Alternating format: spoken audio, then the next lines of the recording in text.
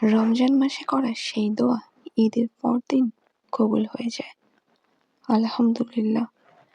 রাসূল পাক সাল্লাল্লাহু আলাইহি সাল্লামকে জিজ্ঞাসা করা হলো, কোন দোয়া সর্বাধিক কবুল করা হয়? আসসালামু আলাইকুম। আজকেও আপনাদের সাথে একটি দোয়া কবুলের গল্প শেয়ার করব। এটিও সংগৃহীত দোয়া কবুলের গল্প। দোয়া কবুলের গল্পটি যিনি লিখেছেন তার নাম হচ্ছে রিনুমণি। অসংখ্য অসংখ্য ধন্যবাদ আপুকে এত সুন্দর একটি দোয়া কবুলের গল্প মানুষের সাথে শেয়ার করার জন্য। আল্লাহ তাআলা নিশ্চয়ই এর সওয়াব তাকে দিবেন। চলুন আজকে দোয়া কবুলের গল্প এবং আমলটি শোনা যাক। একটা দোয়া অনেকদিন ধরে কবুল হচ্ছিল না। দেশের অবস্থা, পারিবারিক কিছু সমস্যা সব মিলে সবকিছুই যেন ছিল আমার সেই মনের ইচ্ছার অন্তরায়। দিন যাচ্ছে আর যাচ্ছে, কিন্তু কোনো কিছুই যেন নিজের মন মতো হয়ে উঠছিল না। তারপর সিদ্ধান্ত নিলাম সবকিছু বাদ দিয়ে আল্লাহ চাইলেই দুনিয়ার সবকিছু আমার বিপক্ষে গেলেও আমি তা পেয়ে যাব। আমি জানি আল্লাহ সব পান। আল্লাহ তাআলার কাছে কোনো কিছু অসম্ভব নেই। আল্লাহ তাআলার কাছে সবই সম্ভব। তারপর স্টেপ কিভাবে আল্লাহকে নিজের দোয়া কবুলের জন্য রাজি করাবো, বা কিভাবে দ্রুত দোয়া কবুলের জন্য আমল করব। এরপরে শুরু হলো রমজান মাস। আলহামদুলিল্লাহ, এটা আমার জীবনের প্রথম এমন এক রমজান যার প্রতিটি রাত আমি নির্ঘুম কাটিয়েছি, যার প্রতিটি রাত ছিল একমাত্র আমার আল্লাহ তাআলার জন্য বরাদ্দ। রমজানের রাতের শেষ ভাগকেই বেছে নিলাম আমার আর আল্লাহ তাআলার মধ্যে কথোপকথনের জন্য। নিজের নির্ধারিত ইবাদত শেষে আমি ২০ মিনিট মোনাজাতের জন্য নির্ধারণ করলাম। রাতে সেই গভীর মুহূর্ত যখন সবাই ঘুমে কিন্তু আমি জাগ্রত। প্রতি মোনাজাতের শুরুতেই আমি তওবা করতাম, কারণ তওবা করলে একজন মুমিন বান্দার গুনাহও মাফ হয়ে যায়। আর যদি আল্লাহ ওই তওবার উসিলায় জীবনের সব গুনাহ মাফ করে দেয়, তাহলে তো উক্ত মুমিন নিষ্পাপ হয়ে যাবে। সুবহানাল্লাহ। তওবা শেষ ২ হাত তুলে প্রথমে ইসমে আজম পড়তাম, তারপর উক্ত ইসমে আজমের অর্থ বলতাম, কারণ ইসমে আজমের অর্থতে আল্লাহ তাআলার প্রশংসা দিয়ে পরিপূর্ণ। সুবহানাল্লাহ, সুবহানাল্লাহ, সুবহানাল্লাহ। তারপর সূরা বাকারার শেষ ২ আয়াত পড়তাম। এরপর আমি যতটা বিনয় আর অধিকার নিয়ে দোয়া করতে পারি তাই করতাম। কান্না করতাম অনবরত।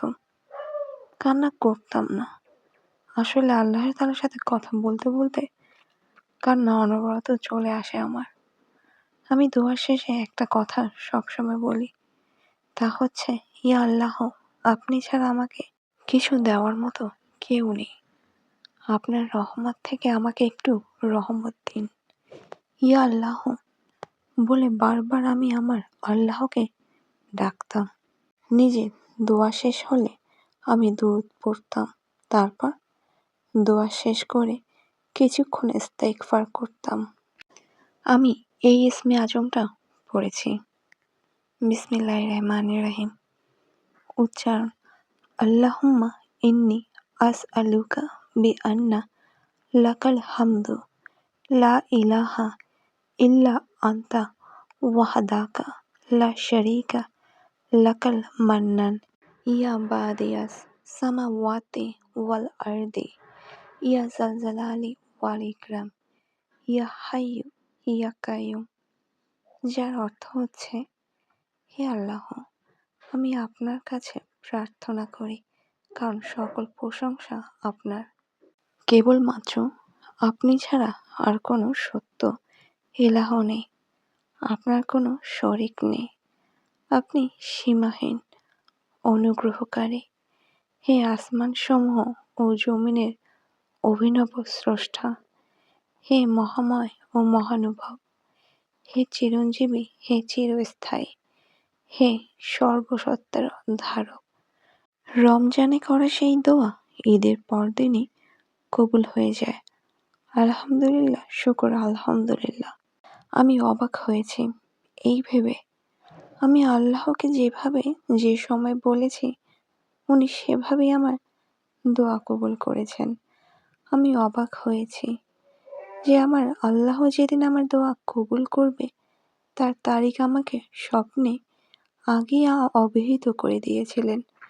বারবার আমি একই তারিখ স্বপ্নে দেখতাম, আর সেই তারিখেই আমার দোয়া কবুলের সমাপ্তি হয়। আলহামদুলিল্লাহ, আমি অবাক হয়েছি যে আমার আল্লাহ বারবার আমাকে বুঝিয়েছেন যে আমার দোয়া কবুল হয়ে গিয়েছে। আমি এখনো অবাক হই, সত্যি আমি যা চেয়েছি আমি তাই পেয়েছি। আলহামদুলিল্লাহ, দোয়া কবুলের জন্য কখনো তাড়াহুড়া করতে নেই।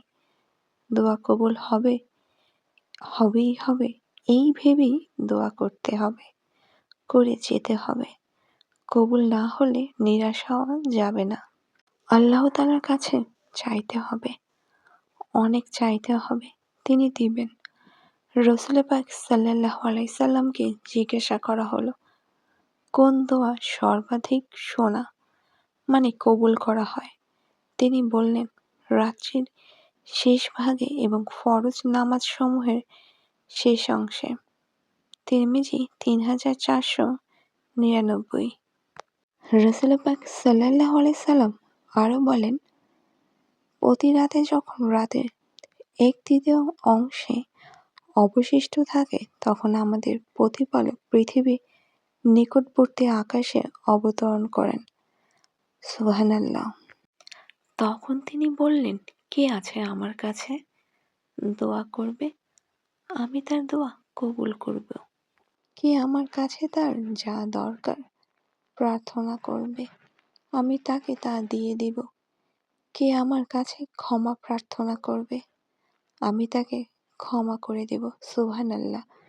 এখানে আপনি দোয়া করেছেন তাহাজ্জুদ, ইস্তিগফার, দুরূদ এবং ইসমে আজমের মাধ্যমে, এবং সর্বাধিক বরকতময় এবং সম্মানীয় একটি মাসে, সেটি হলো রমজান মাস। এখন যারা আপনার দোয়া কবুলের জন্য আল্লাহ তাআলার কাছে দোয়া করছেন তারা কিন্তু রমজান মাসের জন্য অপেক্ষা করবেন না। আপনারা এই আপু যে আমলগুলো করেছে সেই আমলগুলো করতে থাকবেন। রমজান মাস আসতে এখনো কিন্তু 2 থেকে 3 মাস বাকি, তাই আপনারা অপেক্ষা করবেন না। ফরজ নামাজ পড়ে, তাহাজ্জুদ পড়ে, দুরূদ পড়ে, ইসমে আজম পড়ে, ইস্তিগফার করে আল্লাহ তাআলার কাছে দোয়া করবেন।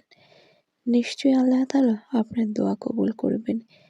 এবং মনোযোগী হয়ে ইসমে আজম পড়ার সময় বাংলা অর্থ উচ্চারণ করে এবং মনোযোগ দিয়ে দোয়া করবেন। আমি সবসময় বলি, দোয়া করার সময় কোনো আরবি দোয়া পড়লে সেটি বাংলা মনোযোগ দিয়ে আপনি পড়বেন অর্থ সহকারে। এতে আল্লাহ তাআলার কাছে আপনার দোয়া করার যে আন্তরিকতাটা বেশি বোঝা যাবে এবং আল্লাহ তাআলার সাথে আপনার একটি সুন্দর সম্পর্ক তৈরি হবে, যে সম্পর্ক থাকবে অগাধ বিশ্বাস সৃষ্টিকর্তার প্রতি তার বান্দার, যে আমি দোয়া করলে আল্লাহ তাআলা আমার সকল অসম্ভব চাওয়াগুলোকে পরিপূর্ণ করে দিবেন, যদি সেগুলো হালাল হয়ে থাকে। আল্লাহ তাআলা আমাদের সকলকে আমল করার তৌফিক দান করুন এবং আন্তরিকতার সাথে মনোযোগ দিয়ে আপনার ইবাদত করার তৌফিক দান করুন। আমিন সুম্মা আমিন।